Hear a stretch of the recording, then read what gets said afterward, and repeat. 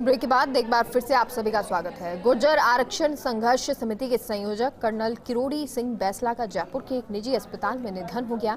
वो लंबे समय से बीमार थे। कर्नल बैंसला का अंतिम संस्कार आज उनके पैतृक गांव हिंडौन के पास मुड़िया में किया जाएगा। अंतिम समय में उनके बेटे विजय बैंसला साथ थे। वहीं कल कर्नल बैंसला को मुख्यमंत्री अशोक गहलोत ने आवास पर पहुंचकर श्रद्धांजलि अर्पित की और परिजनों को ढांढस बंधाया। इस दौरान पीसीसी चीफ गोविंद सिंह डोटासरा भी मौजूद रहे और कर्नल को श्रद्धांजलि अर्पित की। आपको बता दें, कर्नल किरोड़ी सिंह बैंसला ने 2004 से गुर्जर समुदाय को अलग से आरक्षण देने की मांग करते हुए आरक्षण आंदोलन की कमान हाथ में ली। पटरी पर बैठकर आंदोलन करने से वो आरक्षण आंदोलन का चेहरा बन गए थे। लंबे चले आरक्षण आंदोलन के बाद गुर्जर सहित 5 जातियों को ओबीसी के साथ पहले स्पेशल बैकवर्ड क्लास और फिर मोस्ट बैकवर्ड क्लास में अलग से आरक्षण मिला। और आज ये तस्वीर जो गुर्जर समुदाय गमगीन यहाँ पर नजर आ रहा है।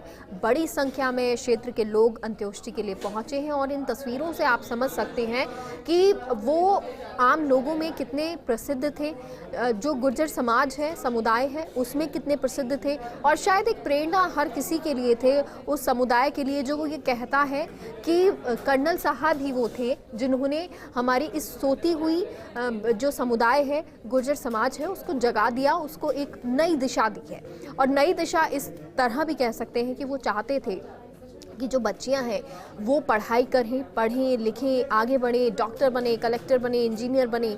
और इसलिए वो उनको भी प्रेरणा देते रहते थे। किताबों से उनका बड़ा प्यार था कि जब भी कोई किताब लेके उनके पास पहुंचता था या जो उनके पास किताबें होती थी वो अक्सर उनको पढ़ा करते थे। और शायद इसीलिए उनको बहुत सारे अनुभव भी थे। वो जानते थे कि जब आंदोलन वो कर रहे हैं उन्हें किस तरह से करना है, किस रूपरेखा में करना है, कैसे आगे बढ़ना है। पटरी वाले बाबा इसीलिए वो फेमस हो गए, इसलिए वो प्रसिद्ध हो गए क्योंकि उन्होंने अपना आंदोलन करने का तरीका अलग अपनाया। उन्होंने पटरी पर बैठ के ये आंदोलन किया और वो समय भी हर किसी को याद होगा जब पटरी पर आंदोलन हुआ, पटरियां रोकी गई, पटरियों पर ट्रेन रोकी गई, ट्रेनों का आवागमन रुका। उसके बाद सरकार का ध्यान गया, लगातार जो सरकार की तरफ से बातचीत भी हुई, अपने हक की मांग गुर्जर समाज करता रहा और उनके नेता बने कर्नल बैंसला। कहा जाता है कि जब कर्नल से रिटायर होके जब उन्होंने देखा कि गुर्जर समाज जो है वो किस तरह से पिछड़ा है, वहाँ पे बहुत सारी प्रगति की ज़रूरत है, सरकार को ध्यान देने की ज़रूरत है, लेकिन सरकार नहीं दे रही है। तो जो उस समय सरकारें हुआ करती थी उनसे वो मांग भी करते थे, लेकिन उसके बाद उनको ये समझ आया कि इसके लिए आंदोलन करने की ज़रूरत है, आवश्यकता है।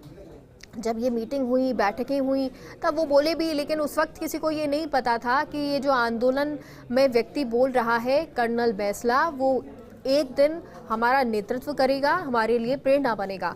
और हुआ भी ऐसा ही। धीरे धीरे जब आंदोलन बढ़ता चला गया और कर्नल बैंसला जो इसके लिए आगे आए, क्योंकि जब ये आंदोलन होने वाला था उससे पहले लगातार वो अपनी जीप से देखते थे, रात रात भर घूमते थे, दिन में घूमते थे, लोगों से बातचीत करते थे, रिसर्च जो है, अनुसंधान वो करते रहते थे। तो उनको समझ आई बहुत सारी चीज़ें, उन्होंने बहुत सारी चीज़ों को अनुभव किया, समाज को लेकर बहुत कुछ अनुभव किया।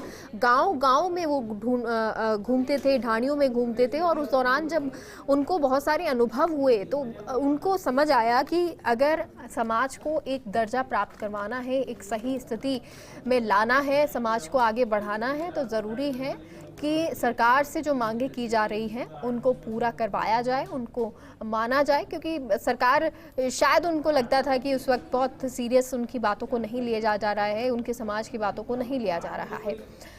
और उसके बाद ये आंदोलन हुआ, उसमें आरक्षण भी मिला, स्पेशल बैकवर्ड क्लास और मोस्ट बैकवर्ड क्लास में अलग से आरक्षण मिला। और इस आरक्षण की ज़रूरत उनको इसलिए पड़ी, उन्होंने कहा, इस बात का जिक्र भी किया कि मैं सिर्फ ये चाहता हूँ, मुझे आरक्षण नहीं चाहिए, ये आरक्षण उन लोगों के लिए है, मेरी उन बच्चियों के लिए है जो छात्रावास में पढ़ना चाहती हैं, जो पढ़ाई के लिए आगे जाना चाहती हैं, एक छात्रावास में सुरक्षित वो महसूस करें, वो पढ़ सकें, उनको एक माहौल मिल सके। इसलिए ज़रूरत है कि हम जो है उनके लिए कुछ करें, हम अपने समाज के लिए कुछ करें। और यही प्रेरणा बनकर आज जब वो उस समाज के बीच में नहीं है, उन अपने लोगों के बीच में नहीं है, या जो लोग उनको जानते थे उनके बीच में नहीं है, तो वो सभी आज दुखी हैं, पहुंचे हुए हैं उनके अंतिम दर्शन के लिए और ये सिलसिला जयपुर से ही शुरू हो गया। हमारे साथ सहयोगी ब्यूरो चीफ योगेश शर्मा जुड़ गए हैं, मुंडिया वो पहुंचे हुए हैं। योगेश जी, क्या वहां की तस्वीरें हैं? जाहिर सी बात है वहां बड़ी संख्या में लोग पहुंचे होंगे, गुर्जर समुदाय के लोग वहां पर मौजूद होंगे, पंच पटेल मौजूद होंगे। कब तक ये अंतिम संस्कार होगा? क्या पार्थिव देह पहुंच चुकी है?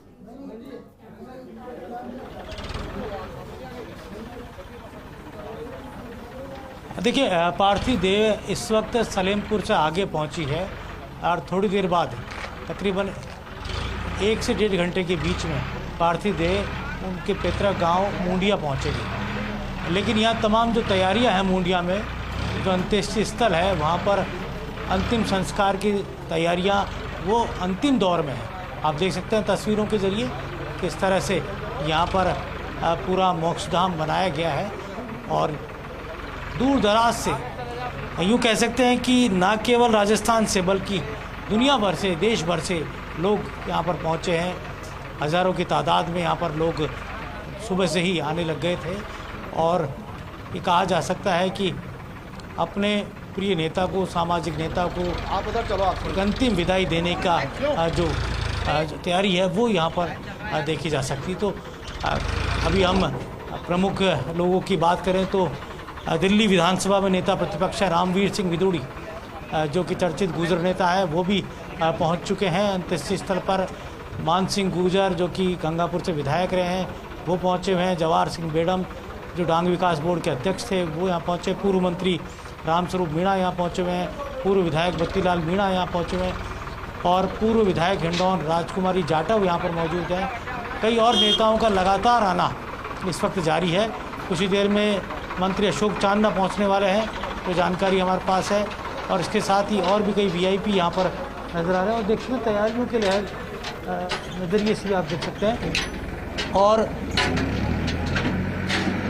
पूरे तमाम जो डांग का बेल्ट कह लो या फिर हम पूरे राजस्थान का अलग अलग जो कह सकते हैं जिलों से कह लें, वहाँ सभी से जो पंच पटेल हैं गुर्जर समुदाय के, वो भी अपने सामाजिक नेता को, डॉक्टर कर्नल किरोड़ी सिंह बैसला को बधाई यहाँ पर अंतिम विदाई देने के लिए पहुँचे। तो ये सबसे बड़ी जो बात है कि एक ऐसी लड़ाई, ऐसी एक सामाजिक चेतना, एक ऐसी सामाजिक क्रांति जिसे कहा जा सकता है आरक्षण का मूवमेंट, जो कि भूतो न भविष्यति, ऐसा राजस्थान में कभी भी आंदोलन खड़ा नहीं हुआ जो आरक्षण के नज़रिए से देखा जाए। या यूँ कह सकते एक ऐसी कौम को आरक्षण दिलाने से जुड़ा जिसने कभी भी सामाजिक मूवमेंट की लड़ाई नहीं लड़ी थी। बिल्कुल, और तस्वीरें आपसे